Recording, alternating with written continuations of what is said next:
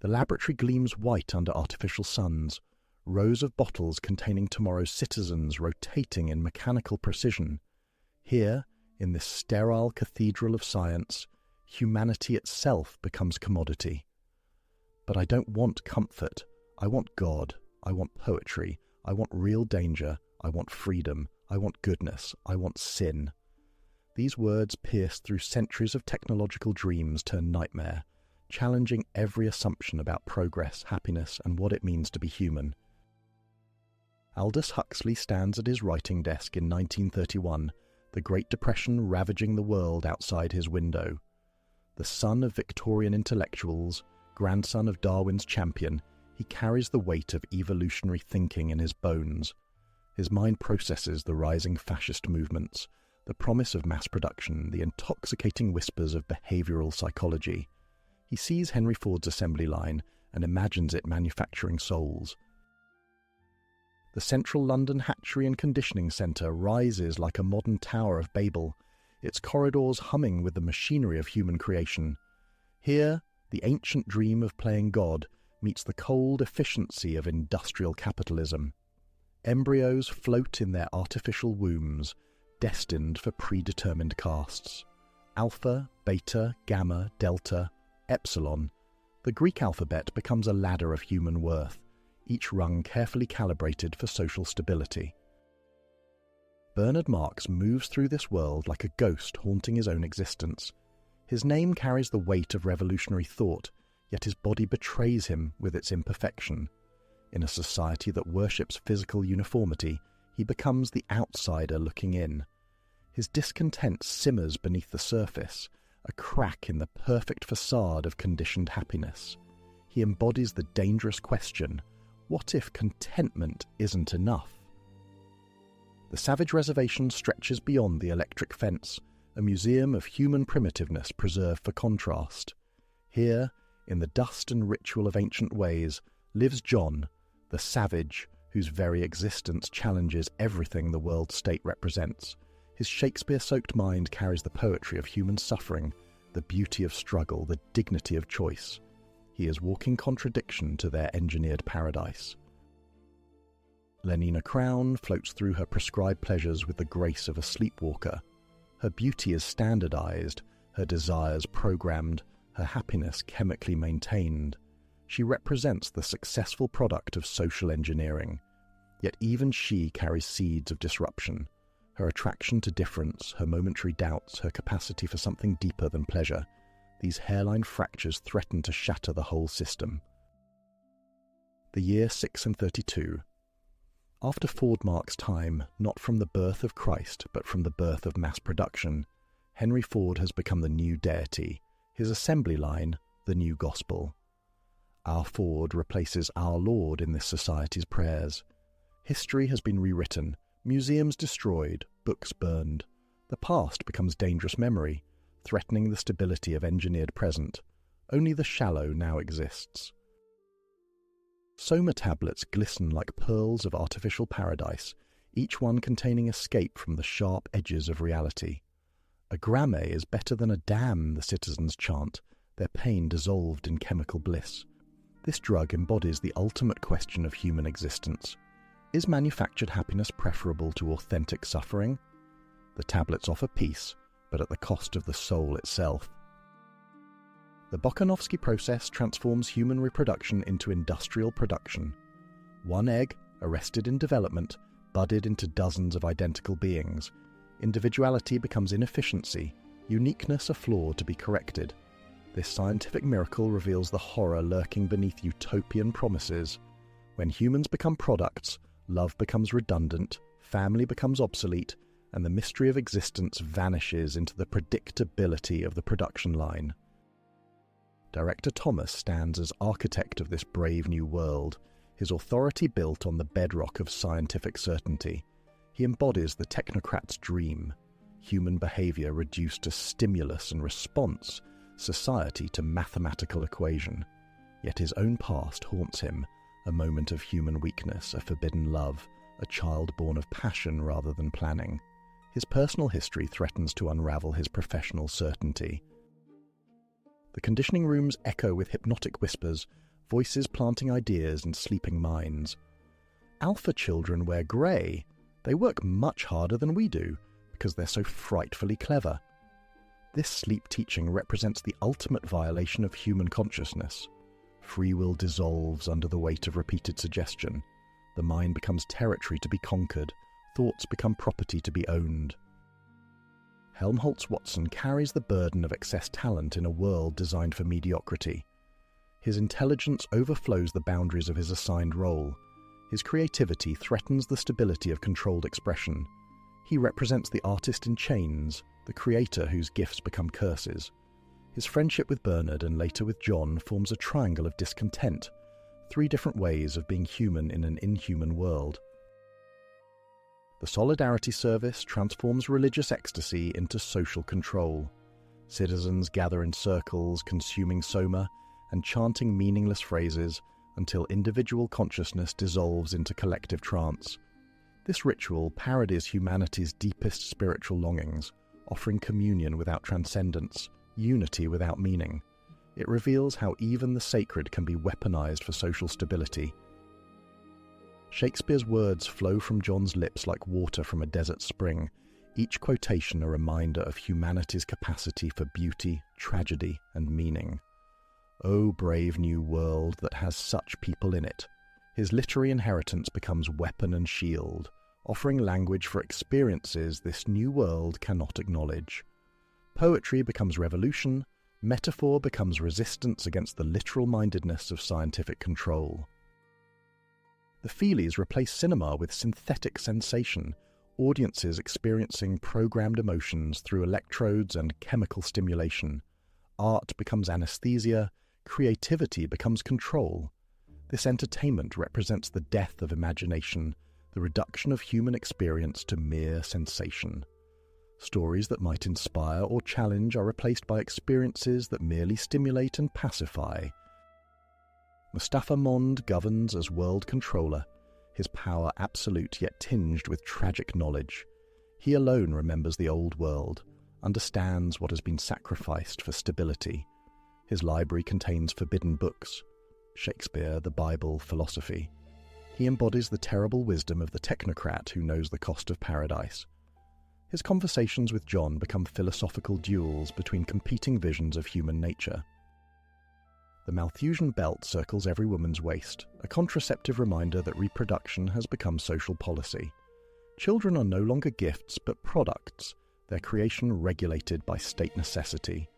This simple device represents the colonization of the most intimate human experiences. Love becomes recreation, pregnancy becomes production, motherhood becomes social dysfunction. John's suicide attempt tears through the community like lightning through still air. His self-flagellation, his rejection of pleasure, his embrace of pain, all these threaten the foundations of their carefully constructed world. His anguish becomes spectacle, his spiritual crisis becomes entertainment. The crowd gathers to watch authentic human suffering, their appetites whetted by proximity to forbidden emotions.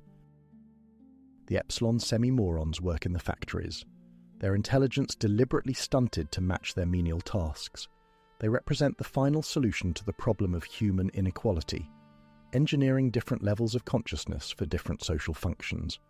Their existence reveals the ultimate horror of utilitarian thinking, human beings reduced to their economic function, their worth measured by their productivity, their consciousness calibrated to their usefulness. Linda's return from the reservation shatters the illusion of the world state's perfection. Her aging body, her emotional dependency, her maternal instincts, all these natural human characteristics become grotesque aberrations. She embodies the return of the repressed, the biological reality that refuses to submit to social engineering. Her presence reminds everyone of what they've lost in their pursuit of stability. The lighthouse stands as John's final refuge, a tower of solitude rising above the mechanized world. Here he seeks purification through suffering, authenticity through pain, meaning through self-denial. This ancient symbol of guidance becomes a beacon of resistance, its light cutting through the artificial illumination of the world state. It represents the human soul's refusal to be domesticated. Huxley writes in The Shadow of World War I, that great disillusionment that shattered faith in progress and civilization, the gas attacks, the mechanized slaughter, the industrial efficiency applied to human destruction, all these inform his vision of the future. His brother Julian, a prominent biologist, represents the scientific optimism that Aldous questions. The family dinner conversations become battlegrounds between faith in science and fear of its consequences. The assembly line becomes metaphor for existence itself, each human life a product moving through predetermined stages. Birth, conditioning, work, pleasure, death, all regulated by the rhythms of industrial efficiency. This mechanization of being transforms the sacred into the mundane, the mysterious into the manageable. Life becomes manufacture, experience becomes inventory, death becomes disposal. The reservation's rituals shock the civilized visitors with their raw humanity. Blood, pain, age, death, all the realities that the world state has eliminated or disguised are here displayed in their primitive power. These ceremonies represent humanity's ancient contract with suffering, the understanding that meaning emerges from struggle, that joy requires the possibility of sorrow. Huxley's own experiments with mescaline and mysticism inform his understanding of consciousness and transcendence. His later explorations of psychedelic experience provide counterpoint to the chemical happiness of soma. The difference between synthetic pleasure and genuine vision becomes central to his critique. One offers escape from reality, the other offers deeper engagement with truth. The 9 Years' War in the novel's background suggests the violence required to establish this peaceful world. Order emerges from chaos. But at what cost? The silence speaks louder than any battle cry. This hidden history reminds us that utopias are often built on foundations of blood and coercion. The absence of conflict doesn't mean the absence of violence. Sometimes it means its perfect success. Bernard's exile to Iceland represents the fate of the misfit in a perfectly organized society. His difference, once tolerated as amusing eccentricity, becomes dangerous when it threatens to spread. The archipelago of exile becomes a museum of human varieties, a place where the unsuccessful experiments in social engineering can be safely contained and studied. The helicopter carries John away from his first encounter with civilization, but he cannot escape the questions it has planted in his mind. The mechanical bird becomes symbol of technological power and spiritual emptiness. Below them spreads the ordered landscape of the world state, its fields and factories arranged with mathematical precision. Beauty becomes geometry, nature becomes design. The crematorium recovers phosphorus from the dead, recycling human remains into fertilizer. Even death becomes productive, the final transformation of individual into commodity. This efficient disposal of mortality represents the ultimate rationalization of existence. Life becomes input, death becomes output, meaning becomes obsolete in the face of chemical necessity. John's attraction to Lenina becomes tragedy of incompatible worldviews. His desire for exclusive love meets her programmed promiscuity. His need for meaning collides with her conditioned contentment. Their relationship embodies the central conflict of the novel. Can authentic human connection survive in a world designed to eliminate its necessity? The students touring the hatchery represent the next generation's innocence, their questions revealing the assumptions their society has built upon. Their eager faces reflect the success of educational conditioning. Yet questions remain dangerous. Curiosity threatens stability, and even the most conditioned minds occasionally glimpse the contradictions in their perfectly ordered world. Huxley's blindness, progressive and irreversible, adds urgency to his vision. The man who sees the future most clearly is gradually losing his sight, his prophecies written in the gathering darkness. This physical limitation becomes metaphor for the human condition. We navigate toward the unknown with imperfect vision, our understanding always partial, our futures always uncertain. The world state's motto, community, identity, stability, reveals its priorities and its contradictions. True community requires authentic individuals, but true individuality threatens social stability. This triangle of concepts creates perpetual tension. each point pulling against the others. The society's solution, artificial community and manufactured identity, satisfies none of these needs. John's final retreat to the lighthouse becomes pilgrimage to authentic existence. The crowds who follow him transform his spiritual journey into entertainment, his suffering into spectacle. The helicopter cameras capture his agony for mass consumption, his private torment becoming public commodity. Even resistance becomes product in this society of consumers. The purification rituals John performs echo humanity's ancient understanding of redemption through suffering. His whip becomes instrument of spiritual discipline, his pain becomes prayer. This primitive technology of the soul stands in stark contrast to the sophisticated machinery of social control. The old ways of meaning-making refuse to be completely eradicated. Lenina's death during John's final breakdown represents the collision between two irreconcilable worlds. Her beauty, her innocence, her conditioned responses, all these become casualties of his desperate search for authenticity. Her body becomes the altar where two civilizations meet and destroy each other. Neither can survive contact with the other's truth. The hanging body in the lighthouse beam becomes a final statement of human dignity in an inhuman world. John's suicide transforms defeat into victory, surrender into resistance. His death speaks what his life could not, that some things matter more than happiness. That meaning requires the possibility of meaninglessness, that freedom includes the freedom to choose suffering. The novel's publication in 1932 coincides with the rise of totalitarian movements across Europe. Hitler's brown shirts, Stalin's purges, Mussolini's corporate state, all these provide immediate context for Huxley's warnings. The book arrives as prophecy and recognition, seeing in contemporary trends the seeds of future tyranny. It warns against the seductive face of oppression. Today's world reflects Huxley's vision with uncanny accuracy. Social media algorithms shape our desires, pharmaceutical solutions promise happiness, genetic engineering approaches reality. The surveillance state he imagined has arrived wearing the mask of convenience. We carry the telescreens in our pockets, submit to monitoring for the privilege of connection. The questions John voices in his final confrontation with the world controller echo through the decades. What is the price of peace?